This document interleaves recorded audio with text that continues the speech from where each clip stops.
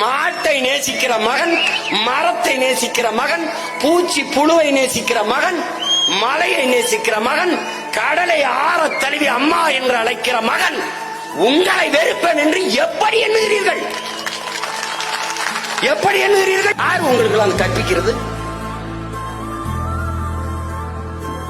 உலகத்தின் ஆகச் சிறந்த மாண்பு கொண்ட இனத்தின் பிள்ளைகளை எப்படி நீங்க இவ்வளவு கொச்சைப்படுத்துறீங்க?